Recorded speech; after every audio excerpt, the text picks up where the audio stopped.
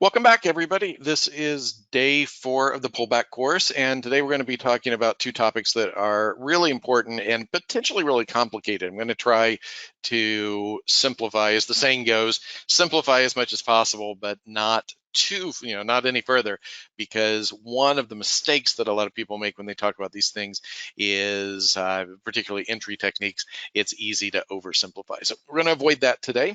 And just quick outline, what we're going to do here, we're going to look at very specific entry techniques, when to use them, why you probably need several, and we'll look at a bunch of examples. And then we're going to talk about using options for pullbacks. And this one is particularly exciting, I think, because we're going to share what for us is some of our, Tom and I, as we've been discussing and trading and looking at these things, our thinking on how to most effectively use options for pullbacks for most traders has evolved, and it's evolved towards simplicity. So we're going to be talking about something here today that I don't think we've shared publicly before. So let's jump right in. Some of this is a little bit of a review, right? So if you want to trade pullbacks, this is kind of the process you go through. You got to find the best trading candidates, and we talked about lots of different ways to do that, lots of considerations and things to think about. Then you have to put the trade on. And this is, let's say, non-trivial. This is actually very, very important. You have to put the trade on with the right size. Okay, we've discussed that. With the right portfolio combination of trades. Now, we're not going to talk too much about this, but what I mean here is thinking about risk across your portfolios in quotes, because it's a mistake, I think, to drag portfolio thinking, longer term investing thinking into active trading. We need to be very clear that these are two different mindsets and two vastly, significantly different approaches to financial markets. So we want to be careful about saying, oh, your portfolio, if it's things you're holding for 3 days, right? But you do want to think about your trading book and your net exposure. For instance, if you have 5 long stock trades, those are probably going to be tightly correlated, particularly in an event. And what I mean is, if something like COVID hits and we see the index collapse, you might be okay on one of those trades, one of the 5, but even if they were really primo patterns, there's a really good chance you're going to be taking 5 losses in a row. And that's the same across assets. Like if you have a lot of setups in crude and distillate, so you have those 3 positions on, they're going to pretty much move as one trade, more or less. And this is something that you can untangle this with correlations, and quantitative traders certainly are aware of correlations, and they measure correlations and changes in correlations, but a common sense approach actually will get you pretty far. So you'll be surprised sometimes, but in general, if you think, like, if you have a position on in crude oil, in wheat, and stock indexes, are those going to be terribly correlated? Probably not. But if you have on, let's say, gold and silver and even copper, some of the London metals, like, are all of those metals likely to move together? Perhaps more, right? Or a bunch of currencies against the dollar. So it's not too hard to figure this out, but what you do want to be aware of is, and you should have some rule in your trading plan, and this is the only time we're really going to talk about this, you should have some rule for maximum correlated risk.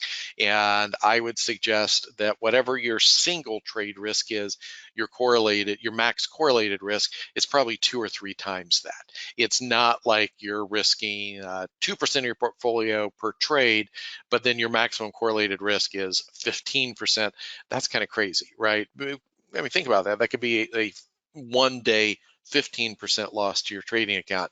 And of course, the other thing that you should think about is or I would suggest you should think about, that what you might do, let's say you have an account that is, let's just use numbers. Let's say your liquid net worth is $500,000. And let's say you have a trading account that is $400,000. So it's most of your liquid net worth.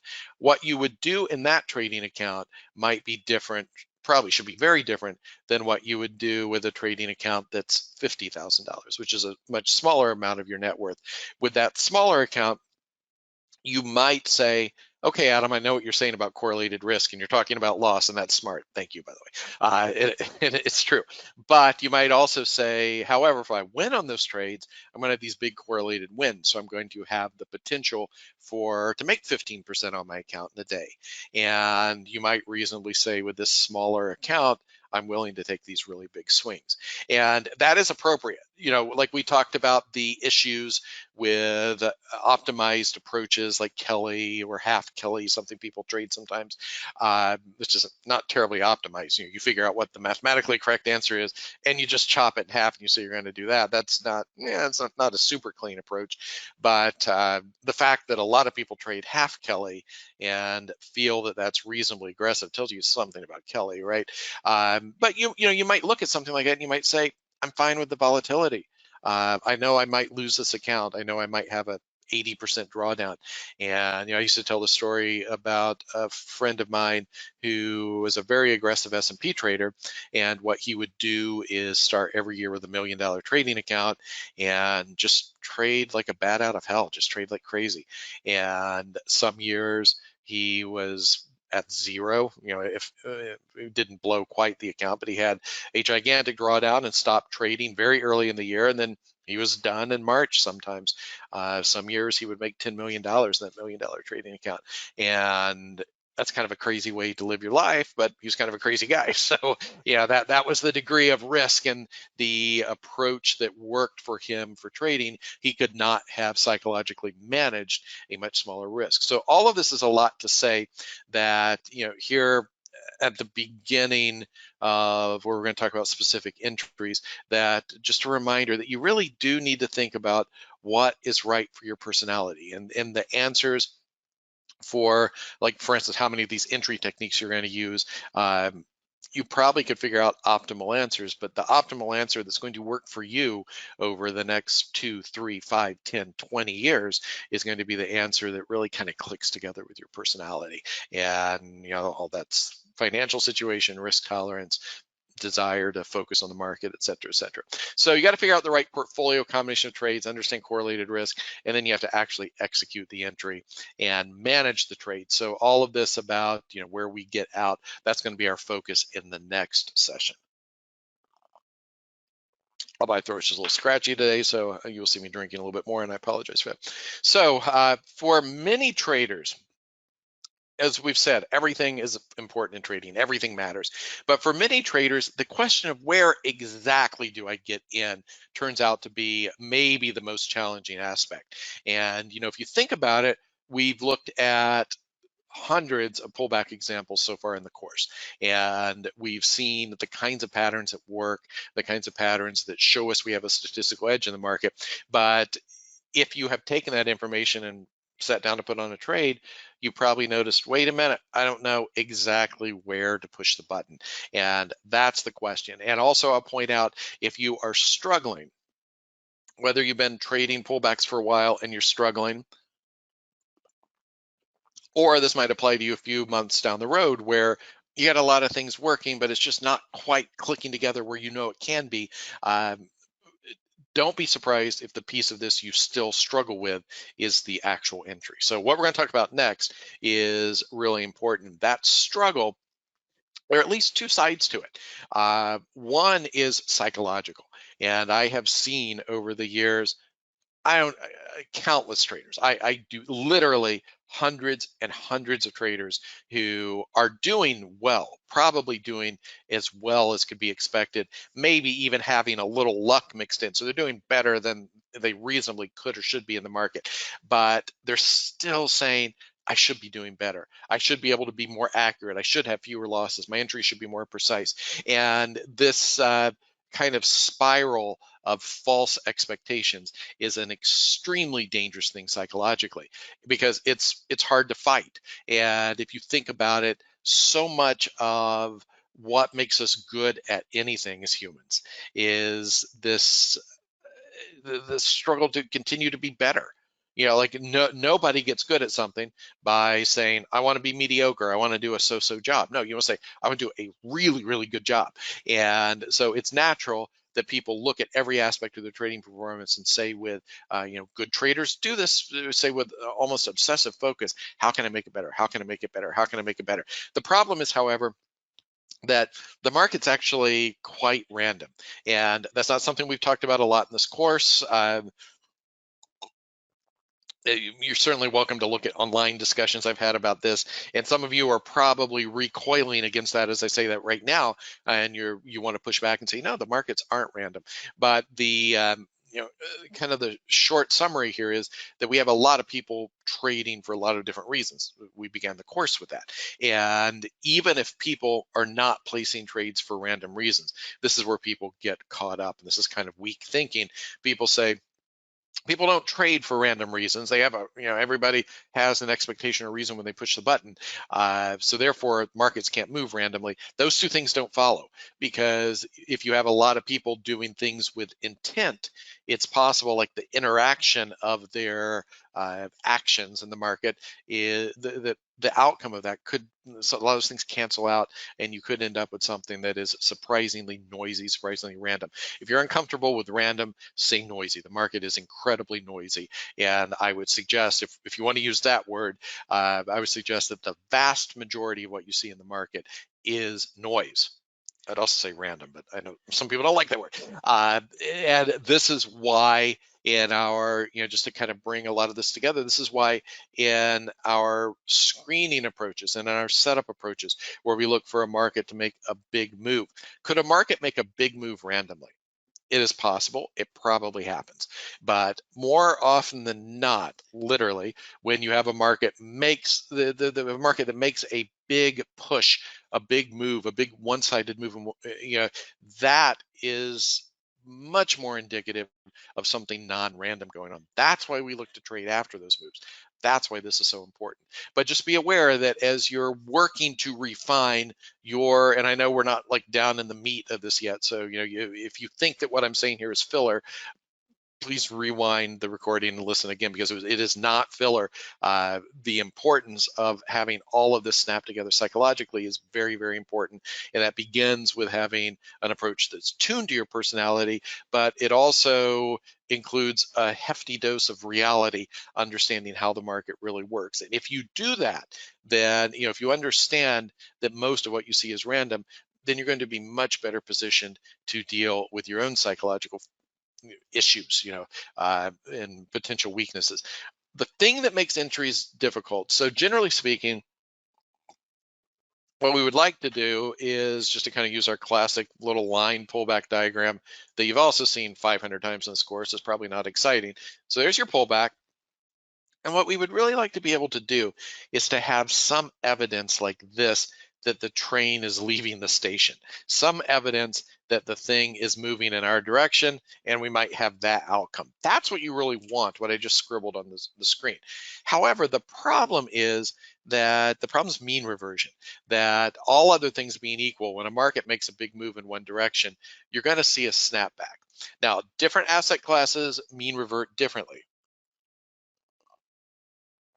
Stocks tend, and this is over different time frames too, stocks in the near term, so by that I mean a few days, stocks tend to mean revert quite sharply. So if you have a big move in a stock, a reasonable expectation is that we're going to have a snapback. And this also, this is part of what drives the pullback. You have a big move, and then the pullback itself is mean reversion. But the issue is that these things nest together, right? Like these nesting dolls. And if you have this move is also subject to mean reversion. So while waiting for some sign the market is moving in the right direction, the train has left the station, you use whatever you want to do there, whatever analogy you want to use there. While you're waiting for that and looking for that, just be aware that once you start to see that, you're now potentially exposed to mean reversion. And this is an extremely powerful tendency. In fact, if you were to sit down and program an algorithmic system, so a system that would run completely rules-based, hands off, more or less, most of the systems that are like that, the simple, some of them are not so simple, but the rule, very clearly defined rules, those tend to be mean reverting. So that tells you something, right? The fact that you can capture mean reversion in a set of rules that a computer can execute pretty well tells you it's an extremely powerful tendency. This is literally a random stock chart. I did zero selection. I click the ticker, and here's the chart we got. What I want to point out here is just in this random chart, look how many points of mean reversion there are. Look at that. I'm certainly not going to highlight all of these, so I'll just show you what we're looking at. So this move up is partially reversed. This is a swing kind of mean reversion. This is a move down that's partially reversed to the upside. And you see, look at this move down, partially reversed to the upside. Now, even within this random chart, there are pullbacks. Look here, I just highlighted a tradable pullback. Here's a nice tradable pullback. Again, I didn't carefully select this, but then look at this move. Look at this, like, big drop. What happens? Snaps back. And excuse me, we've certainly seen that here in the early middle of 2022. We've seen a lot of retail stocks have these kinds of giant moves where they've been hammered down and then snap back. We also see, if you look on a single day basis, this is not uncommon, where you have a stock that makes a big move up over 1 or 2 days, and then what happens over the next day, it's reversed. You certainly see this on a bigger swing basis, but also on a day-to-day basis. So just be aware that mean reversion is real, and if you find yourself getting into entries for pullbacks and then you immediately have a loss that lasts a few days, that's because your entry points are subjecting you to mean reversion. There are various ways to deal with that, but it's not something you can completely wipe away. So, for instance, you might want to say, let's wait for the mean reversion, then I'll enter. So, you're kind of gaming that tendency.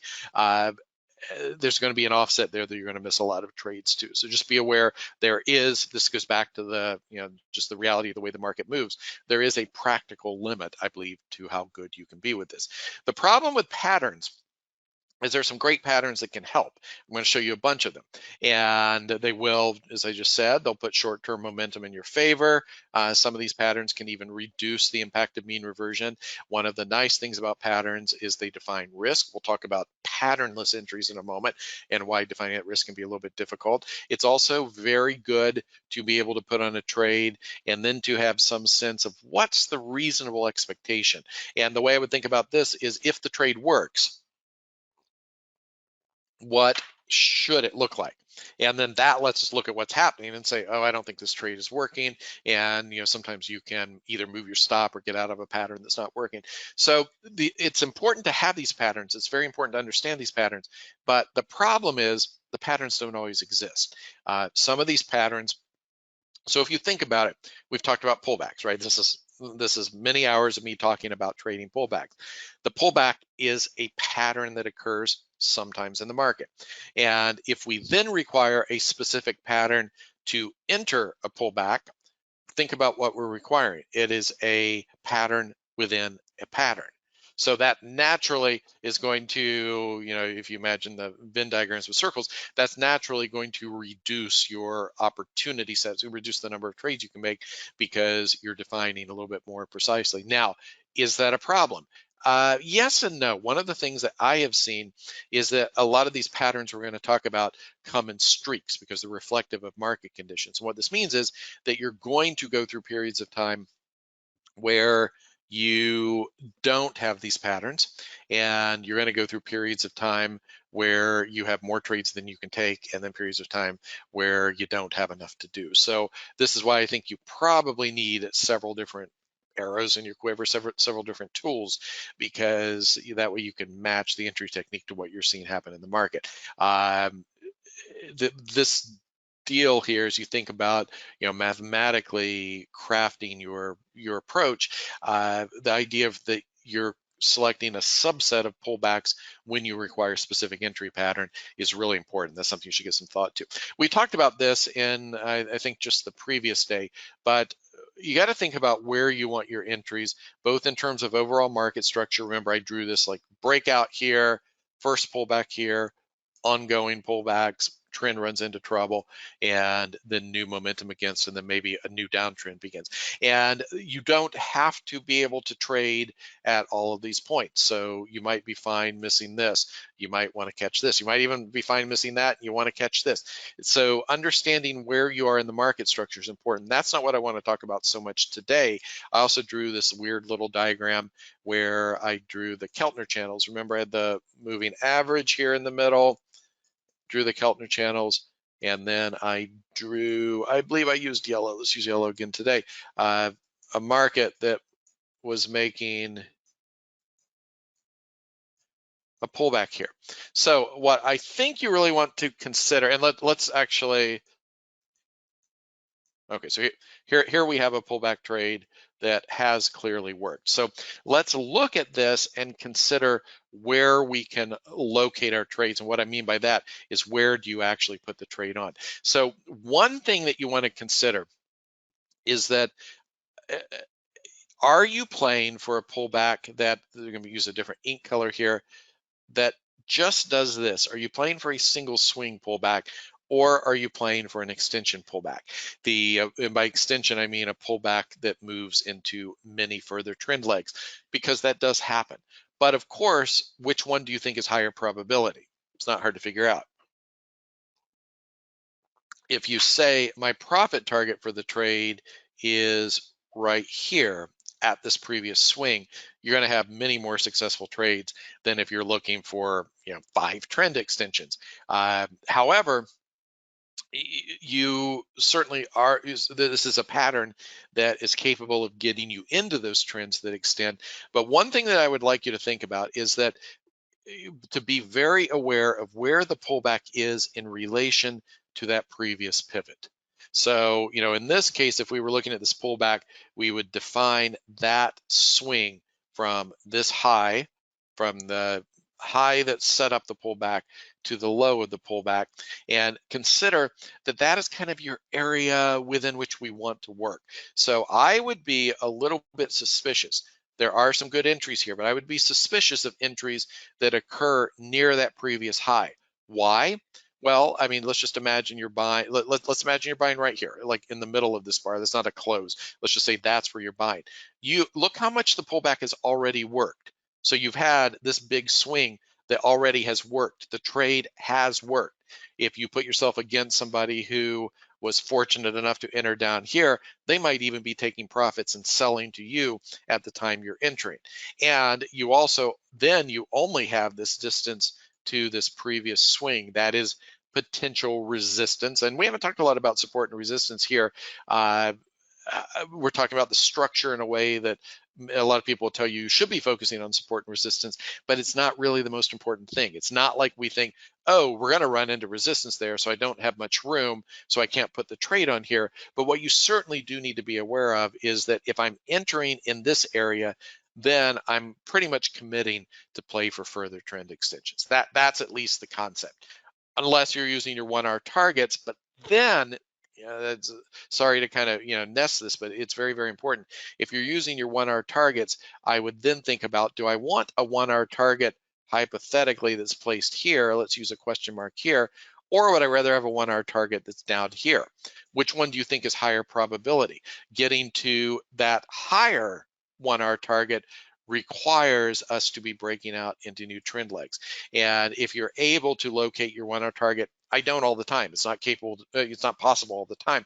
But if you're able to locate your 1 hour target within the previous pullbacks, within the underneath the previous pivot high, and of course you just flip this for shorts, then that's a much higher probability play, even for a simple 1 hour target. Specific entry patterns here. You can come back to this list for reference, but let's just jump into them and look. So one possibility is to take what I just said about having the pattern within the pattern and just say, I don't need that. I'm going to enter anywhere that we've pulled back from that upper Keltner channel. You want to pop, you want to touch the Keltner channel, and I'm going to show you a short on the next screen too. So once you've touched the channel, that shows you, and by channel, I mean the upper or lower for shorts band, the Keltner channel.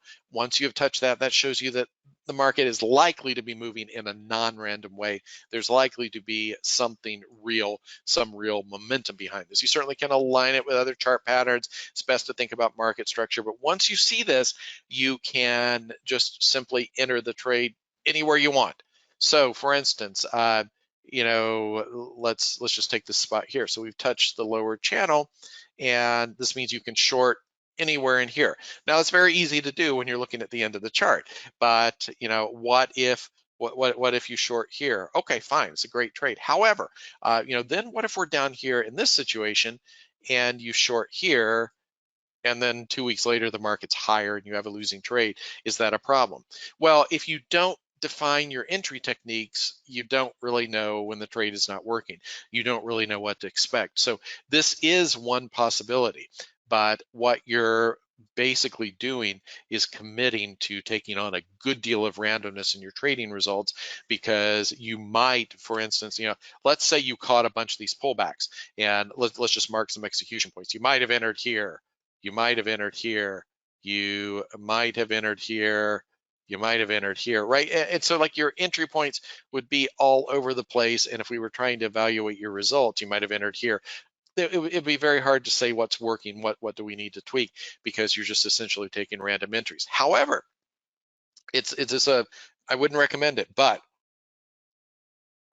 the pullback pattern is powerful enough market structure that it tilts things into your, it tilts probabilities in your favor enough that you can get away with this. Super sloppy, wouldn't advise it, is however possible.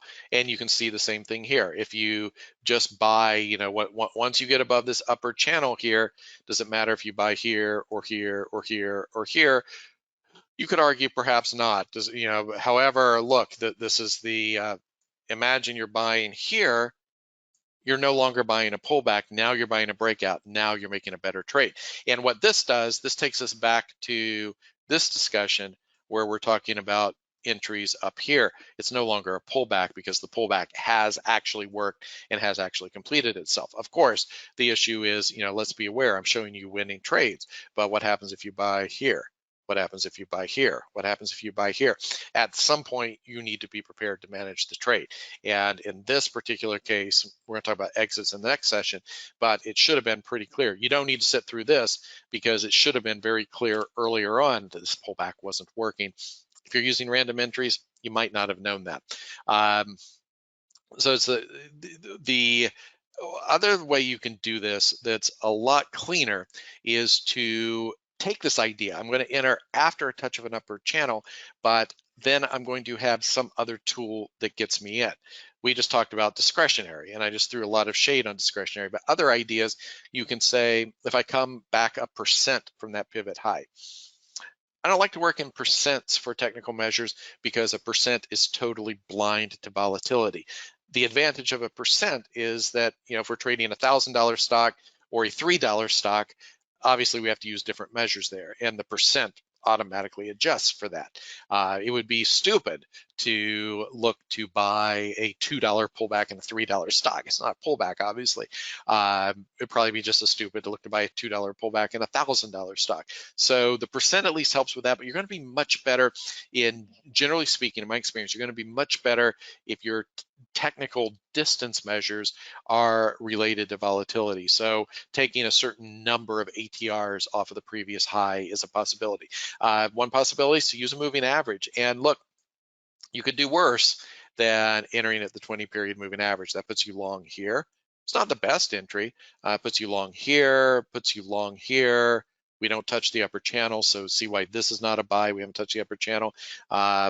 Puts you long. Are you buying under? Puts you long here, or could put you long here, and then might put you long there. I don't know if that actually it would not have been a touch intraday, but maybe you buy a close of a bar that touches the moving average, so maybe you're buying that. And so you see there are different ways to define this. It also, that technique would put you short here because you've touched the lower channel. Now, folks, I did not select this chart to illustrate this point. I just marked how many winning trades on a, this is a stock that obviously we're watching trading, so I'm aware of how this stock is trading. But we've been watching these types of stocks, these energy stocks, for months and months and months because they've been exhibiting good trading characteristics. So buying at the 20-period moving average, you could do worse. Another possibility is to use a shorter term moving average. One neat trick, which I did talk about here, is to use an inside Keltner channel. So these are Keltner channels set 2.25 ATRs around the moving average. An inside channel would be here. So, or, anywhere in here. So maybe you set up a Keltner channel that's 1 or 0.5 ATRs around the moving average. Maybe you set up the Keltner channel on the other side of the moving average. So you say, I'm buying down here. Now you see all of these things. Again, you're selecting a subset of trades, but the advantage to doing this is that you will have consistency in your entries. Another technique, a great technique, is to use inside bars. Now you have to understand about an inside bar. So here's the previous day's bar. An inside bar is a bar where the bar is completely inside the previous bar. There is perhaps some debate on whether we would call it an inside bar if this high were exactly the same. In my book, I would generally call that an inside bar. But inside bars show volatility compression. And one of the things about mean reversion is that if a market has been quiet and then it makes a big move, this is also one of the dynamics that drives pullback trades in general. If a market has been relatively quiet, is a pullback relatively quiet? Yes, it's controlled. We talked about that. And then makes a big move, that we're likely to see continuation. So more likely to see continuation than mean reversion. So if you look for inside bars, this gives us a point where the market's maybe more likely to make a move. So the way I would trade an inside bar here, let's say we're looking to buy, you can buy above the high of an inside bar. So you trigger a long trade above that high. I would also suggest that you want to see confirmation. So what you do not want to see, I'm going to draw over to the side here. What you don't want to see is the market opens here. So here's your daily bar, opens here, goes up here, and then comes down and closes here, or heaven forbid, closes here. You don't want to be in those trades because that is a single day failure. Ideally, what you would like to see is the market opens here, you buy there, and you would like to see confirmation above the high of the previous bar. So that inside bar, you want to see that you can manage to take out the high of that previous bar. That's not always possible. You could make it a trading rule and require it, but what you definitely want to see is at least some kind of strong close. And I say that it's an abstract concept. You need to nail that down. What does a strong close look like? It could be like the percentage of the closes within a certain percentage of the high of the bar, or something like that. Percentage being the total range of the bar, not a percent of price. So if you look at inside bar entries, and if you aren't used to looking for these, your eye might not see them right away, but look here, right here. So you see the little inside bar here. If you think about what this pullback did, so you had this big move down and then the market bounced against it. You had what I would describe as a pretty reluctant bounce.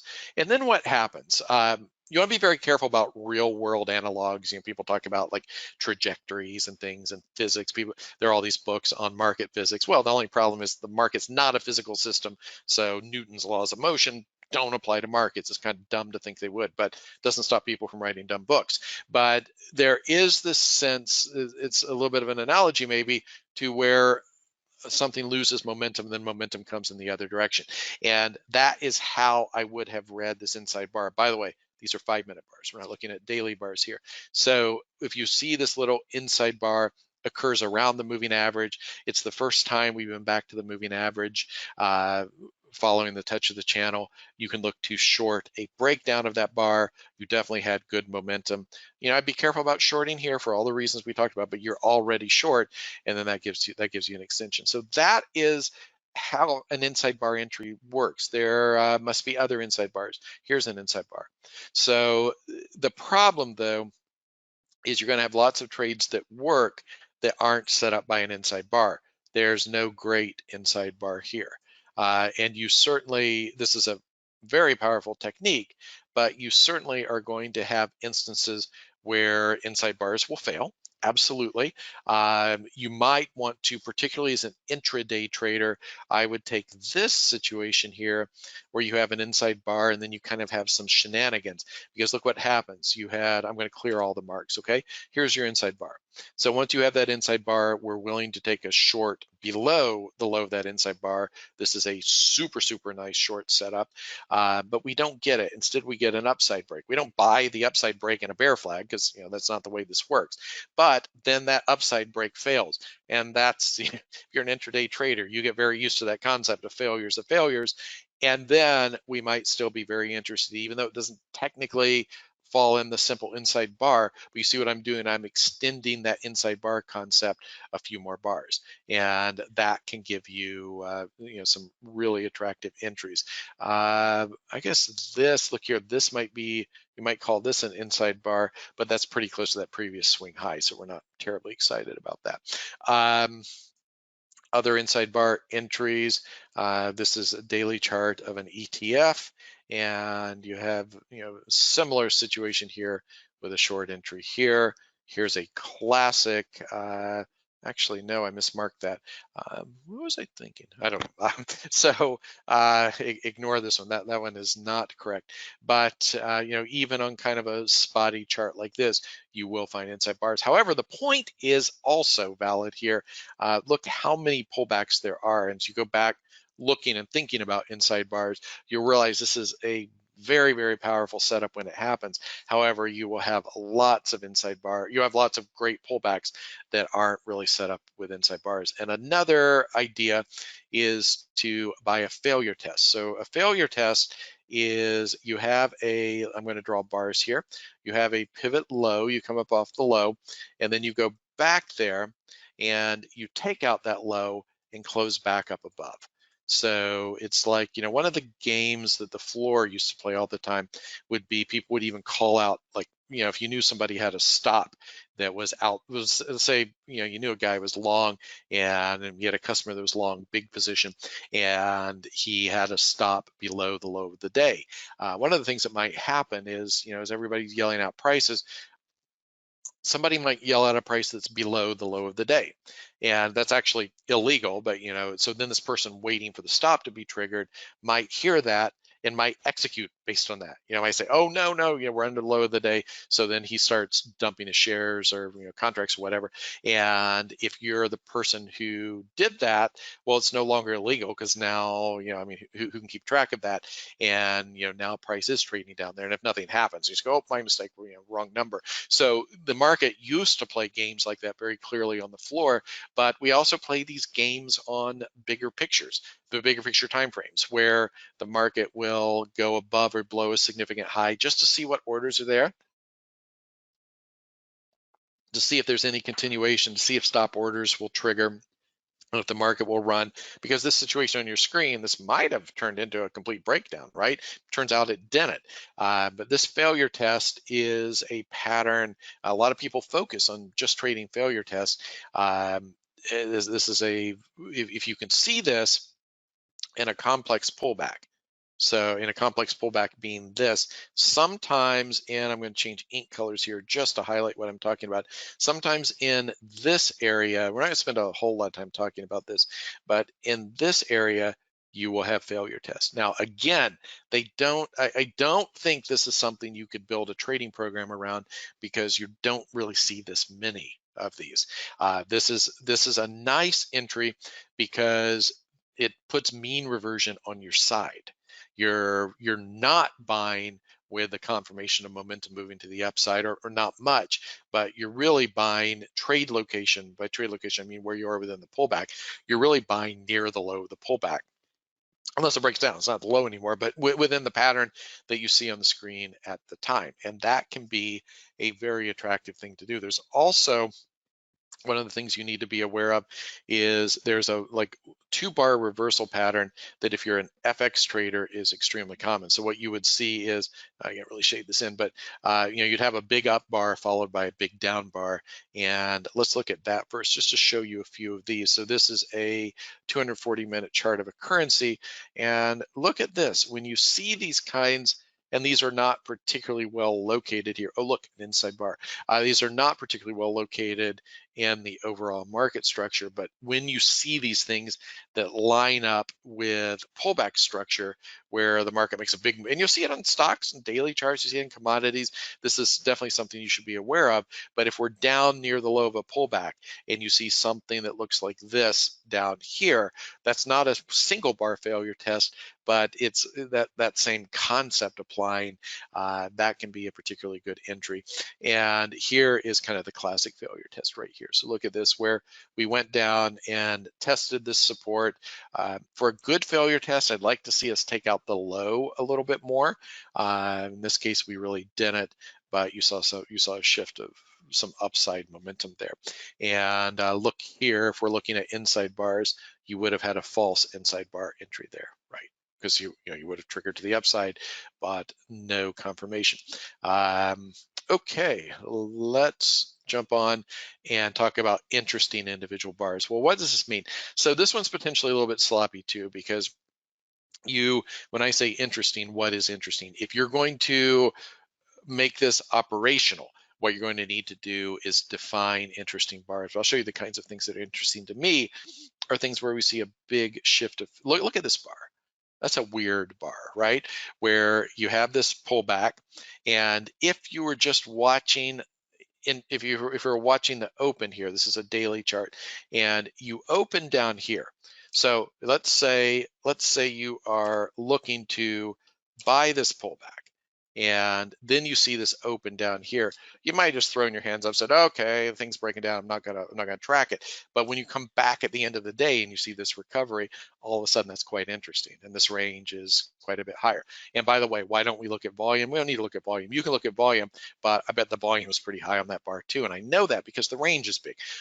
Volume and range are tightly correlated, so a lot of the signals that you think you're getting from volume, you also can get just from a bar chart, but that's a candlestick chart. That's a little bit of a trick. So it's also possible to bake in some of your favorite single bar things, single candle things, maybe perhaps 2 or 3 candles in some cases. That's really what we're doing with the inside bar, but I just want to leave this here as a potential entry because you certainly can take your own favorite techniques and wrap them into the pullback structure. One of the other things we can look at doing here is to enter on a pivot break.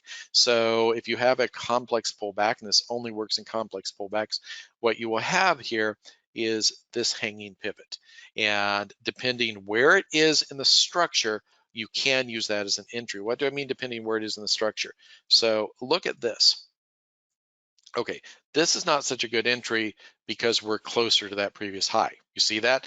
And in this case, we have a lot more distance before we'd start to call the trade a breakout. So you definitely do want to be aware of where that occurs. But when you have, in this case, this is probably acceptable here.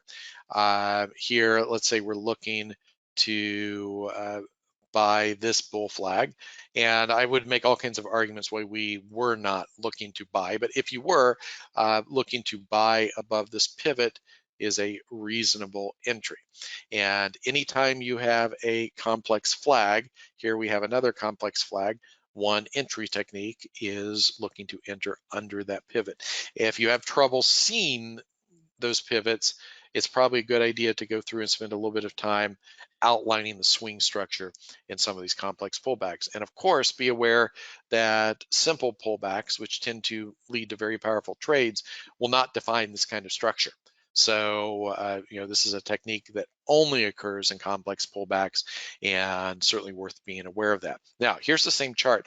I also want to show you that one thing you can do with these pullback or with the pivots is don't think in terms of the pivots. I'm going to attempt to draw straight lines, but you can draw trend lines and you can use breaks of these trend lines. This is an adaptation of the pivot methodology, but I have just drawn trend lines. For that matter, you also can use trend lines under simple pullbacks. I have done this.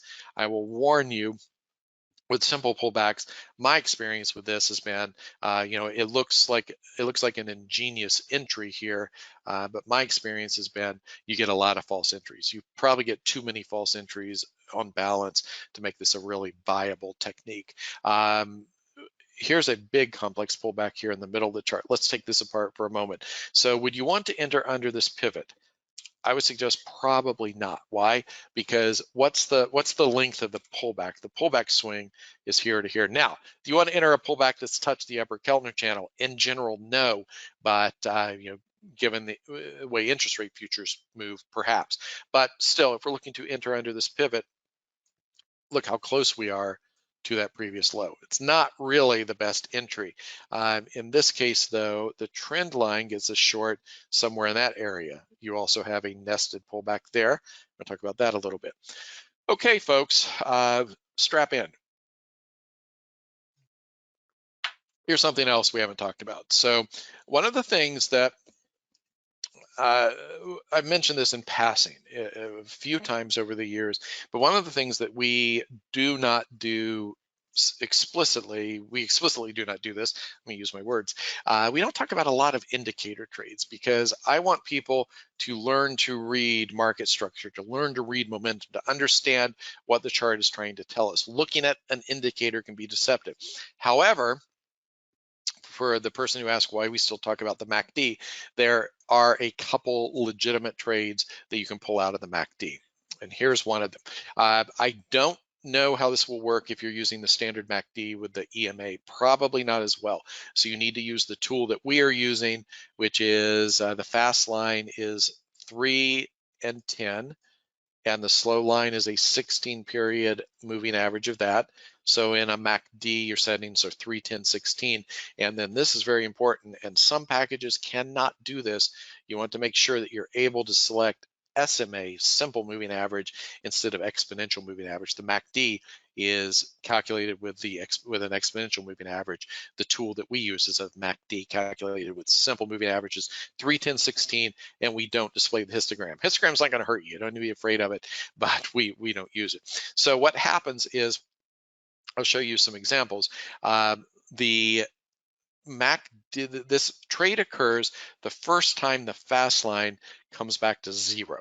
So this is called first cross, and I'll show you examples here rather than reading through all of this very carefully. One thing that I will tell you, you can test this and you're going to find an edge. But if you combine this with a chart pattern, this pattern occurs in places where the chart pattern is complete nonsense and you would never imagine putting a trade on. So what I'm telling you is, if you program this and test this quantitatively, you're going to find a very, very small edge. If you use the tiniest bit of common sense, and that being, understanding what we've been talking about here for several hours with pullbacks, if you can use a little bit of that in filtering out which ones actually have a viable chart pattern, this becomes a very, very good technique. So, and then there's also a variation of this where the MACD line, you can look to enter a trade, not on the first cross, but anytime the MACD line comes back to 0. And this also lines up very often around the moving average. Now, we've just talked more about a specific indicator setup than I've ever published in all the decades I've been writing and talking about markets. This is a tool that you might want to consider adding to your tool set. Here's how it works. So look in this area. I'm going to draw and erase quite a bit. So this is the first time the MACD fast line comes back to 0. I'm sorry, it's not. This is the first time. This is the first time. So the MACD line has gone negative. The slow line is also tracked negative, and this is the first time, very obviously. I hope you were looking at what I was and saying, what are you talking about? This is the first time we come back. This lines up with approximately, I can't quite draw a vertical line, but somewhere here. So the entry is a little bit early, but once you have that entry condition, you can then switch into, say I'm going to maybe short the low of the previous bars. You can have a very simple entry trigger, which would get you short on this bar. This is the first cross. This is not the first cross, but it's what I called a reset. And you see here that you make good new momentum. Why are we not talking this? And this is a divergence, right? This is a pretty clear MACD divergence. We don't care about divergence. It's not a viable signal in my book. This is another divergence, and this one is certainly being played out over time. But so this tool would give you short indications here and here. It would give you a short indication now here. But you'd have to decide, okay, well, the trade already happened. See, the indicator is not, the indicator is a quantification, but it's kind of a sloppy indication of a lot of things that you can see on the chart. So, in this case, you might not want to take this trade. We didn't quite get first cross here, but the chart pattern happened, the sell-off happened. So even though, and this does turn out to be a viable trade, you just have to decide if you want to put that in your trading book. Look here, this is a first cross buy, and this first cross buy occurs maybe here. But this is not a trade. So if you were testing this, this would be a buy and this would be a losing trade. But there's no reason, based on everything that I hope you see, based on everything I've told you about pullbacks so far, that you would consider taking that trade. Here's the first cross buy somewhere in this area. You might have taken that trade. I think that's, whereas this is one chart, but I would strongly encourage you to spend some time looking, particularly if you like to use indicators, and if you want some way to kind of quantify all of this, this MACD first cross, or just the MACD reset, so subsequent crosses. This is a very powerful tool. If you want to take these other crosses, what you want to do, so the reason we would consider a short in this area is because this was a good and powerful swing. So, even though you had a reset here, I would be a little bit suspicious of this. Now, what I'm talking about, for those of you who are very astute with indicators, you might say that what I'm talking about verges on MACD divergence, but I just want to make the point that we're not actually measuring that, we're not actually using that, because it can be highly misleading. But we certainly are obviously aware that this move didn't have quite the oomph behind it that this move did, or this move did, or some of these other moves. So after that, as we've talked about, what do you expect? And we've used this chart before, but you expect that you might have a little bit more of a longer setup. Nested pullbacks. This is one of my favorite entry patterns. Again, it doesn't occur all the time. We've talked about this before, but what you will see is you'll have a bigger picture pattern. You have a pullback that starts to work, and then you have some kind of little pause. And that little pause is the nested pullback. It might be a sideways range. It could be a triangle. Could be an inside bar. It could be a single inside bar. When you have this, it gives you very, very clear entry patterns. And this is one case where, so here's a nested pullback. Now notice, you're entering here. Right? You're entering really close to that previous swing high.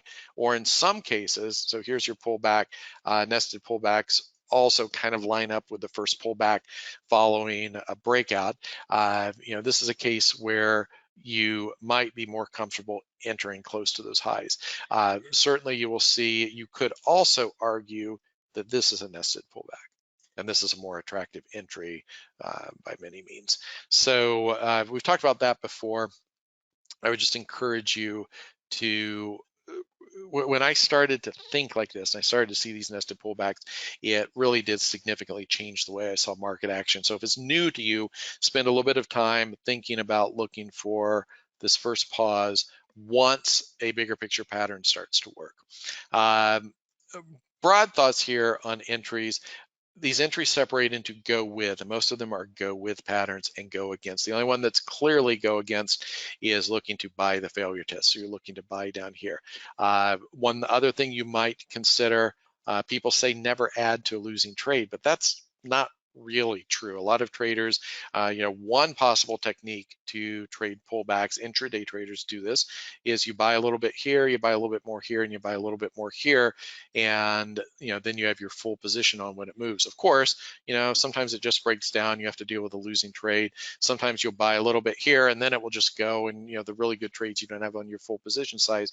But do be aware that scaling in is certainly a viable approach to trading.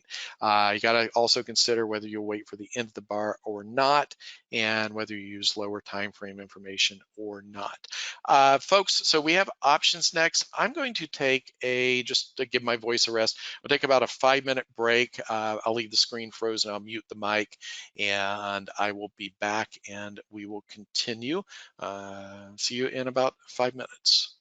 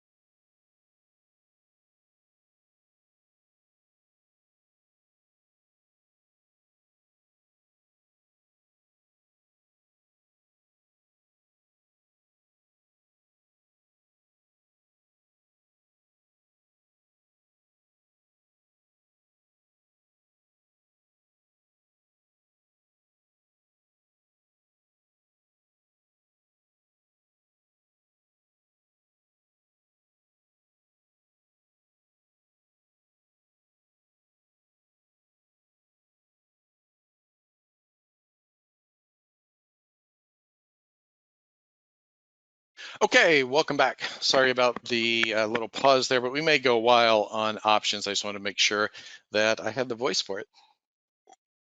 So, and we've also realized that we're going to do some Q&A sessions outside of these live sessions. So, we'll figure out how to get those to you maybe near the end of the course. So there, we'll definitely get to some more of the questions. Okay, using options. So this isn't an options course, but I need to establish a few basics. If options are totally new to you, I want you to understand how you can use options and pullbacks.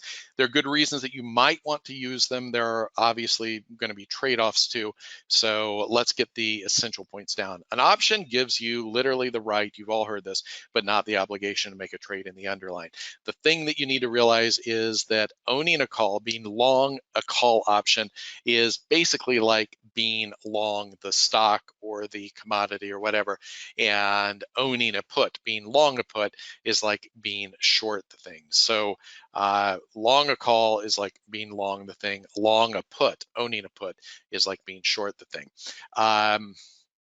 This is, so options are listed with specific expiration dates, and the strike price is the price where you can make that trade. So if you have a 100 strike call, it basically gives you the right to be long that stock from $100. So if you have a 100 strike call and the stock is currently 120, that stock is going to, that option is going to be that, that's like automatic profit that's baked into the thing. I'm not saying this very well, but this is all kind of basic stuff that I assume that most of you know. And if my ramblings here are not enough to kind of fill in those basics, the exchanges have really good basic courses, and we have some option information out there too. The other piece here you need to understand is that the option price is what the option itself costs. There's also, you need to understand the market you trade, because the commodities, if it's an option on commodity, the tick size figures into it. If it's an option on a stock, you'll see, for instance, this $1.45 stock here. I'm sorry, option. The option itself with 5 days to expiration cost $1.45. That's actually going to cost you $145 because the option is for 100 shares. So this is for a stock that closed, let's call it 14 and a half, and it's a little bit more, but just the thing that I want you to see here is that options with more time remaining are more expensive. So this is one of the mistakes that people make when they trade options. They say those far away, and I'm going to show you why this is the far away, longer dated options with more time remaining are more expensive. So I want to buy the options that are closer to expiration. That's a pretty serious mistake. Again, give me a few minutes, I'll explain why. But there is a truth here that the option price is always decaying. And this is the problem of trading options. If you buy an option, all other things being equal, meaning the stock doesn't move or volatility doesn't change, or liquidity doesn't change, that option is going to be worth less tomorrow. So this is why a lot of people focus on selling options, which is not something I think you want to bake into pullback trading, but you do need to be aware that you buy an option, it starts to die the moment you buy it, basically is the way to think about it. Let's talk just a little bit about the option Greeks. We're not going to get terribly into this, and some people will tell you the Greeks don't matter. Anybody who would tell you that does not understand options, because the Greeks matter a lot. So we're going to stick in stock world here. If you're in commodity world, then you can easily adapt this for commodities, but I don't want to be going back and forth between the two too much. So delta is an option will have a delta, and that tells you how many shares it's like. So, I told you that option contract is for 100 shares of stock, but the price of the option is going to change every day, probably not like 100 shares of stock, depending on where the option is.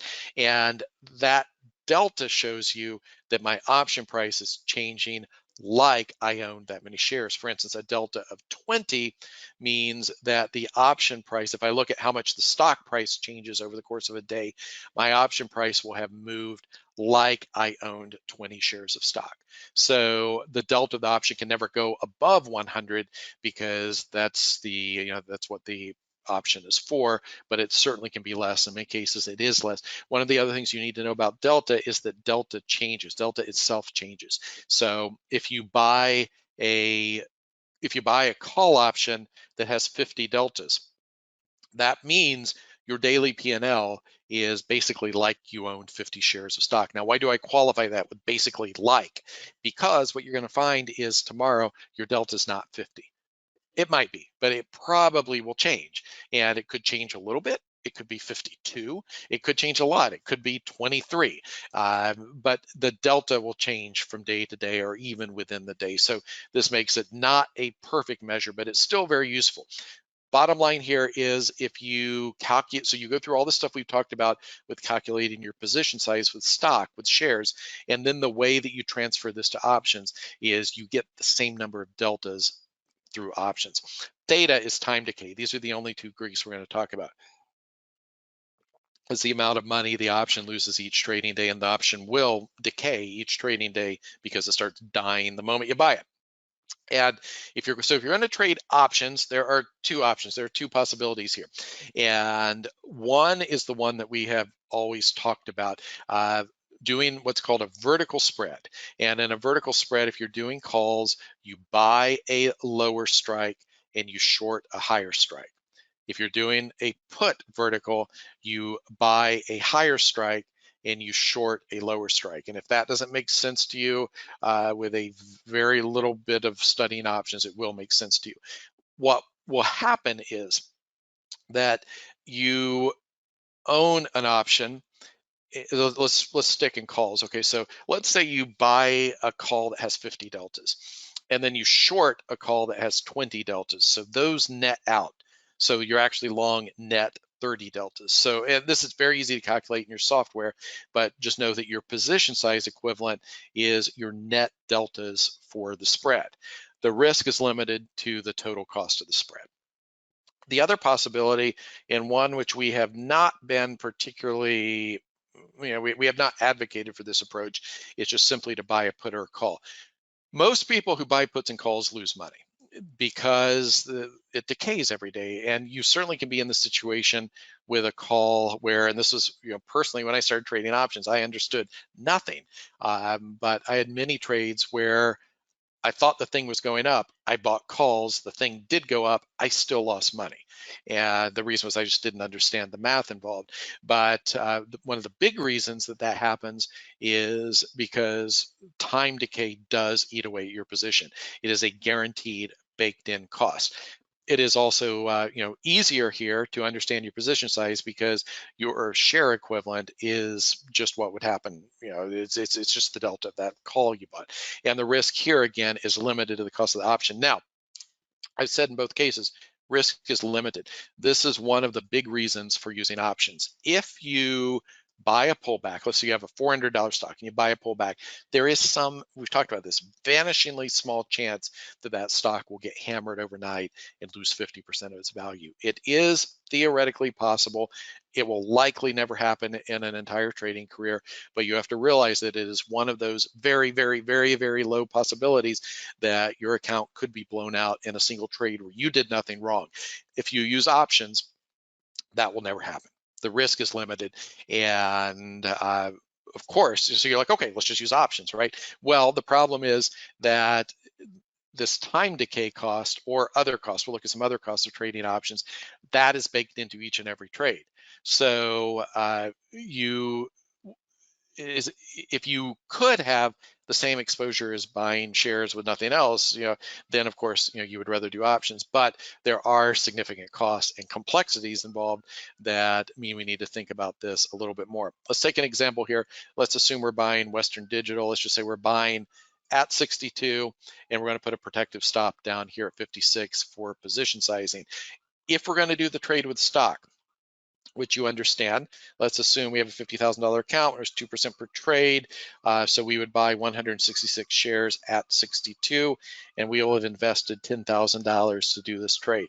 So for your portfolio people, does it make sense that we would wrap $10,000 of a $50,000 account into a single trade to only risk 2%?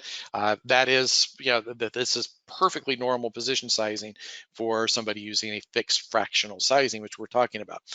Another possibility to do that, let's do the same trade, but let's use a vertical.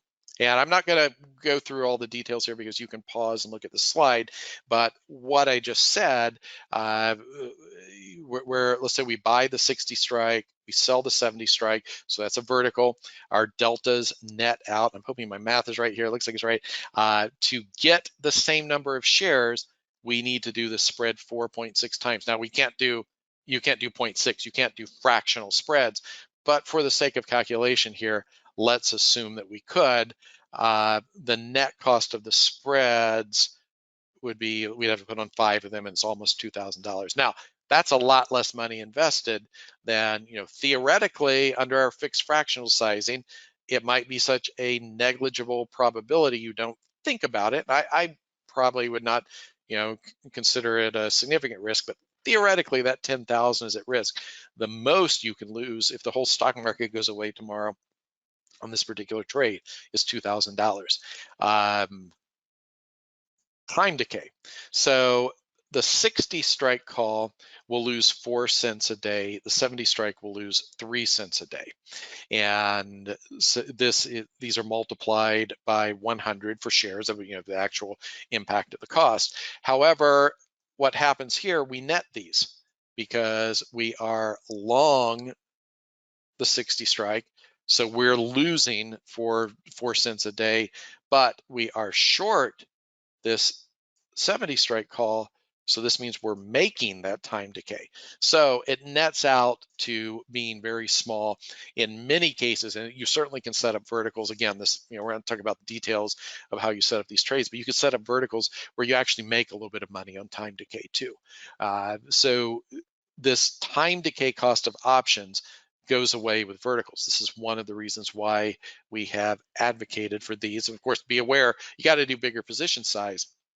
So here's where, for those of you who have never traded options, this might be quite shocking. These are not particularly illiquid options.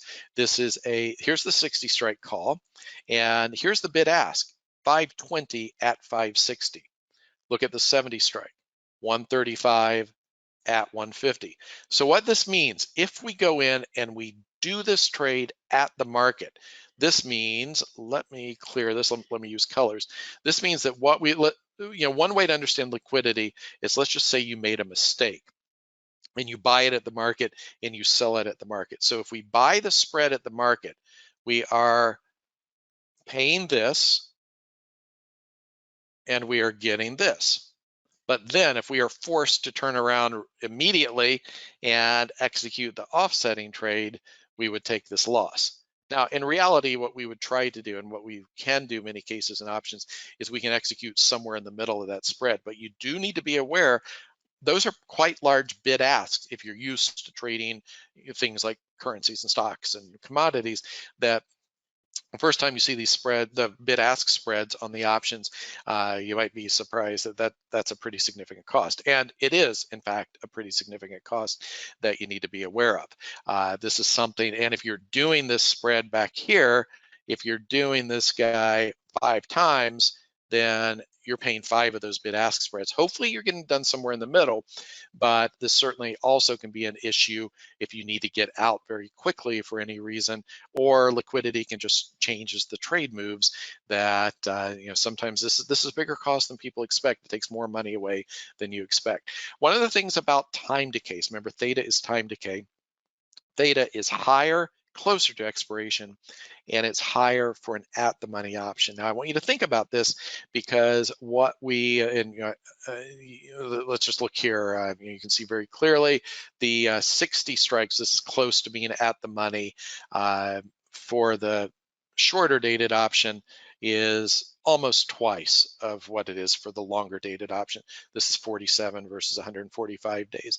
And you can also see that as we're closer to being at the money, the theta is higher than a little bit out of the money. You also do need to be aware that the deltas are a little bit different. And this is an important slide which you should replicate yourself. So what I've done here, and again, I'll make some marks and erase. So here's 47 days to expiration, 60 strike call. The call itself is 560. It is 62 deltas. This is the delta of that particular call. The theta is this. So we can look at thetas per delta per share. Here's the trick. If we do this, so basically it's the relationship between the deltas and the theta, mean in most cases you're going to pay less on the position if you were, and these are for using a single option, if you're using a longer dated at the money option. That's kind of the takeaway here.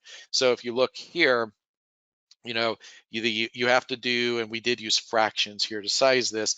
If you use this longer dated at the money call, you get to be in this position for the cost of about half daily of what you get to be in for the shorter dated option. Why does this make sense? Well, in reality, most people who trade pullbacks are in them for a few days. So one of the things that you need to, as you think about using options, you need to look at your average time in the trade. A quick pullback, you might be in the trade 2 days. A long time for many daily swing traders would be you'd be in the trade for 10 trading days for 2 weeks. People typically don't trade pullbacks and hold them for 3 months. If you do, paying that daily time decay for 3 months gets to be very, very expensive. And if you wanted to use options for a trade like that, the vertical probably makes more sense. But what we're suggesting here, and the thing that is something that is a little bit of an evolution in our thinking, is that if you are a relatively quick in and out trader, it absolutely can make sense to think about using an at the money option call or put. And just to be aware that you're going to pay that time decay, you can minimize the time decay by going longer dated. So this means you are paying more for the option. Don't think so. You're going to lose a little bit of leverage, right? But that's not really why you're doing this in most cases anyway. As you get out there, you also have to be aware of liquidity. But I would encourage you, particularly if you have struggled with making options work in trading pullbacks, looking at simple single strike calls or puts, relatively longer dated, a few months out, might be the answer for many people. And again, check your holding period, because if you do end up typically holding things for weeks, it's probably not the right answer. So should you use options for pullbacks? There's yeses and nos. It does precisely define and limit your loss. It's disaster protection. It does give you leverage. Leverage, of course, cuts both ways. The reason we might say no is they're more complex, more transaction costs. Summary. Okay, entry techniques. These matter a lot. There are a lot of details. You need to work out what works for you. Do be aware of the pullback itself. If you can identify good pullbacks, that gives you a pretty strong edge, but a lot can still go wrong. So you want to make sure that you think about precise entries. You use these precise entries in a way that allows you to build consistency and understand your risk. And that's kind of the bottom line, because you can't evaluate anything you're doing. You can't have any sense of your results and what you maybe could or should or might tweak to make different, unless you're doing something with consistency. Do be aware with options, you have the possibility of trading either verticals or single options. And I think I made a pretty strong case today for if you're a relatively short-term trader in and out and less than 2 weeks on average, you might think about, should I just accept the cost of single strikes? And I'll also tell you that those of you who have traded options are going to be kind of uncomfortable with that.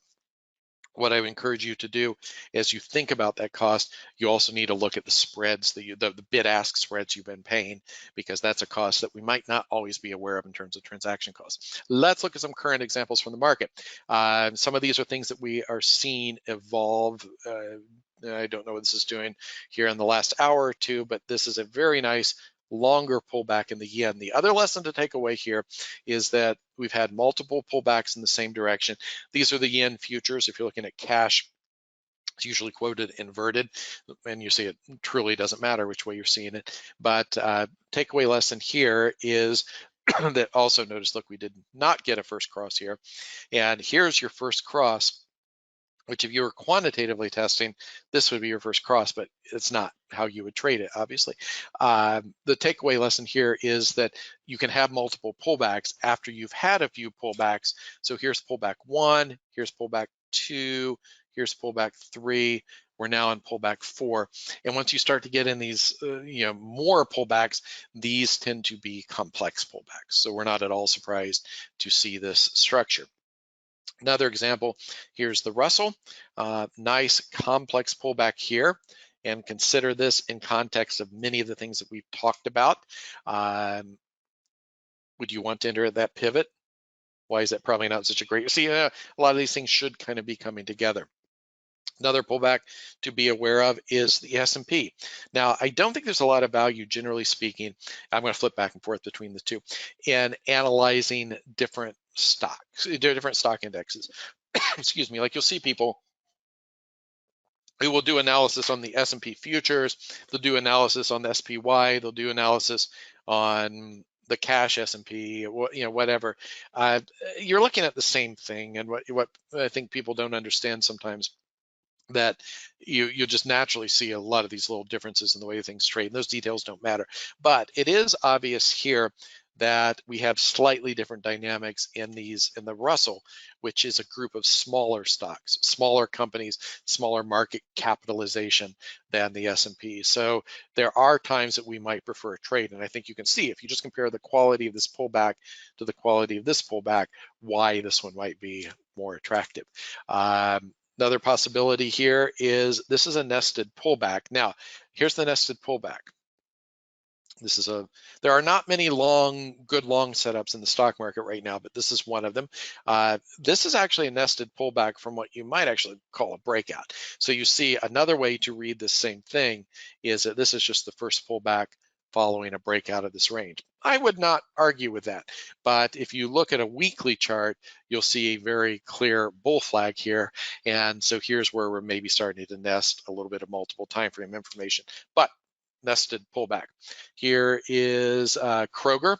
This is an example of a not reluctant bounce. So this is a pullback that I would be a little suspicious of, generally speaking, because remember, the pullbacks we want to see, it's more like market makes a move down here and then you kind of go flat and then you sell off. In this case, this is not so much a pullback as it is kind of a vicious snap back. However, stabilizing around this moving average, seeing the shift of momentum, this is an example of where the pattern might be a little bit different than some of the things we've talked about, but this is still potentially a viable pattern. Also notice that still most of this action is happening under the moving average so far. So, if this thing were to continue higher for a week, we probably would not be so interested in a pullback up in the mid 50s, just to be clear. Let's look at here's one more example, complex bear flag. Well, we'll look at some intraday here in a moment on PLTK. Look at, would you consider this pivot entry? That might be a viable pivot entry, right? Also notice you have some very small bars, which might be interesting, and a couple other things going on there. And here's a 5-minute chart of the S&P. So just if you trade these pullbacks intraday, what you will generally find is that even in not really great trading days, you will have a handful of good pullbacks. If you're disciplined enough to do that, this certainly can be a viable approach to intraday trading. And here, following a good move, look, this is the first time really through the lower channel. We flirted with it here. Time of day definitely plays an influence here. This is this day session begins here. So this is the first time today that we've been through the lower channel, little stabilization, and that's a potential entry. And notice here, even though with this pullback, we didn't get any downside extension, but if you were watching, the failure test at that low told you didn't need to sit through much of that if you had been short. And then a long setup here near the end of the day, depending how you trade, perhaps too near the end of the day to trade. And then I'll just kind of leave this here. You can look at this for the video, but the lesson here is this begins a series of several days where the market made a strong rally. And even when the market makes a clean move, sometimes there aren't always the tradable patterns that you see. You don't see the tradable patterns that you might expect. Why does this matter?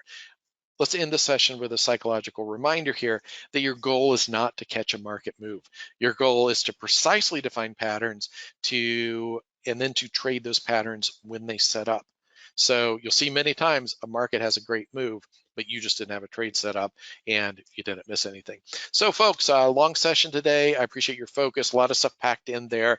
For some of you, the options information might not be relevant now, but if you come to a point where you start to think about trading options, that certainly is there. I'd spend a few times going through the entry techniques, maybe looking at that slide where we discuss potential entry techniques and working from there. And we'll see you back at the beginning of next week. Thank you.